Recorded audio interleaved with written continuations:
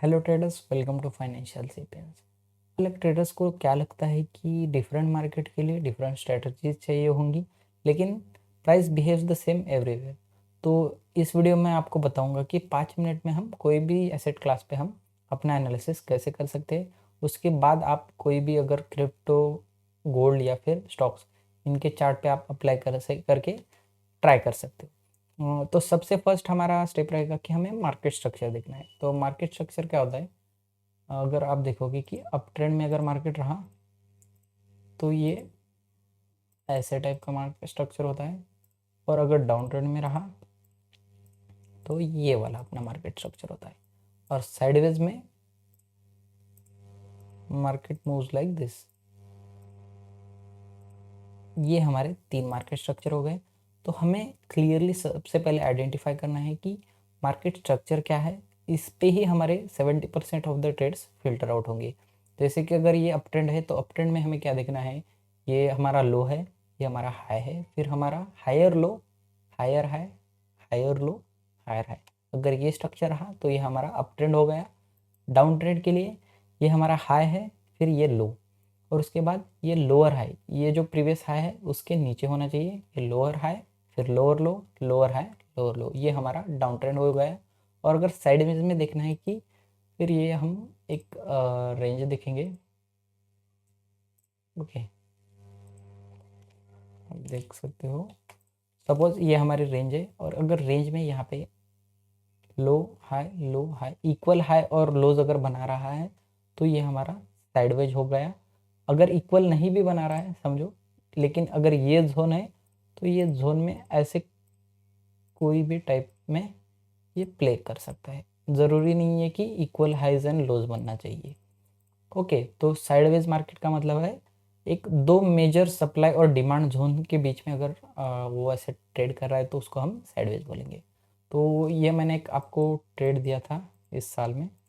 तो सबसे पहले मैं इसमें आपको एग्जांपल देता हूँ। तो ये हमारा वीकली का स्ट्रक्चर है। तो वीकली पे अगर यहाँ पे देखोगे तो ये अप ट्रेंड में है। ये देखो, low high, higher low, higher high, higher low, higher high. लेकिन इसके बाद में यहाँ पे इसमें ट्रेंड चेंज हो चुका है, क्योंकि ये हाई क्रॉस नहीं कर पाया और ये हमारा लोअर हाई बन चुका है। फिर ये लोअर लो, लोअर हाई, लोअर लो, लोअर हाई, और फिर से ये लोअर लो और ये लोअर हाई। तो वीकली पे हमारा ये स्ट्रक्चर यहाँ पे हमने मार्क कर दिया। तो उसके बाद की नेक्स्ट स्टेप जो है वो स्टेप है कि अगर हमारा ट्रेंड आइडेंटिफाई हो चुका है तो उस ट्रेंड के हिसाब से हमें अगर ट्रेड प्लान करना है तो उसके लिए हम क्या करेंगे कि मेजर की लेवल्स मार्क करेंगे। अगर की लेवल्स आप देखोगे तो ये मैंने यहाँ पे एक सपोर्ट लाइन ड्रॉ की है, और ये हमारा डेली का जो डिमांड लेवल है। डेली पे अगर आप देख सकते हो तो डेली पे यहाँ पे ट्रेंड क्लियर नहीं है, थोड़ा सा कन्फ्यूजन है। तो क्योंकि यहाँ से डिमांड से तो बार बार यहाँ पे बाइंग आ रही है, लेकिन ये जो प्रीवियस हाई है ये हमारा वीकली का लोअर हाई था स्ट्रक्चर का, ये भी नहीं ब्रेक किया है। और डेली पे यहाँ पे ये प्रीवियस जो हाई था उसको यहाँ पे इसने स्वीप किया है लेकिन क्लोज नहीं दे पाया है। तो उसके बाद फिर से यहाँ पे सेलिंग आ चुकी है। तो ये हमारा डेली पे एग्जैक्ट क्लियर नहीं था, और ये हमारी जो डिमांड थी वो मल्टीपल टाइम्स टेस्ट हो रही थी। तो उसके लिए हमने क्या प्लान किया कि अगर हमें ट्रेंड के साथ जाना है तो इसको हमें शॉर्ट साइड प्लान करना होगा। तो मैंने डेली पे यहाँ पे ये लेवल्स मार्क कर दिए थे, और जब मैं 4 आवर पे गया, यहाँ पे डेली पे भी आप देख सकते हो कि यहाँ पे कंप्लीट साइडवेज हो चुका है। तो यहाँ पे 4 आवर पे भी मैंने कुछ जोन्स मार्क कर दिए थे। अगर देखोगे तो यहाँ से एक ब्रेकडाउन आया था और उसके बाद से ये लेवल रेजिस्टेंस की तरह वर्क कर रहे थे। तो की लेवल्स हम कैसे मार्क करेंगे कि जिस लेवल से, जिस जोन से मल्टीपल रिजेक्शंस हमें मिल रहे हैं वो हमारे की लेवल्स रहेंगे। तो सबसे पहले आपको डेली पे मार्क करना है, जैसे कि मैंने यहाँ पे डेली डिमांड वगैरह मार्क की थी, और उसके बाद में मैंने 4 आवर पे मार्क की। छोटे टाइम फ्रेम पे 4 आवर और 1 आवर तक आप यहाँ पे जाके मार्क कर सकते हो वो लेवल। और वो लेवल मार्क करने के बाद हमारा जो नेक्स्ट स्टेप रहने वाला है वो रहने वाला है पेशेंस। तो ये पेशेंस जो है बहुत ही अंडररेटेड स्किल है ट्रेडर के लिए। क्योंकि क्या करता है ट्रेडर, जैसे कि शॉर्ट साइड अभी अभी हमें यहाँ पे ट्रेड प्लान करना है, तो ट्रेडर क्या सोचता है कि यहाँ से रिजेक्शन आ चुका है, तो मैं ये लेवल पे, अगर मैं इस दिन अगर देख रहा हूँ फ्राइडे को, तो मैं क्या सोचूंगा कि यही लेवल पर अगर ट्रेड लिया जाए तो, क्योंकि मार्केट मिस नहीं करना है। लेकिन हमें ऐसा बिल्कुल नहीं करना है। हमें क्या करना है कि हमें रिस्क रिवॉर्ड भी यहाँ पे कंसिडर करना पड़ता है। तो उसकी वजह से हम पेशेंटली वेट करेंगे हमारे लेवल तक आने का।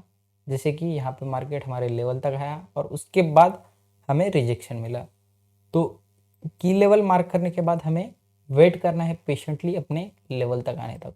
जब अपने की लेवल जो हमारे मार्क किए होंगे वहाँ पे जब मार्केट आएगा, तो उसके बाद में हमारा नेक्स्ट स्टेप होगा हमारा एंट्री मॉड्यूल। तो एंट्री मॉड्यूल कैसे कर सकते हो? हमारा ट्रेंड जो था डेली पे और वीकली पे हमारा डाउन ट्रेड चालू हो चुका था, इसलिए हमें शॉर्ट साइड ट्रेड प्लान करना था।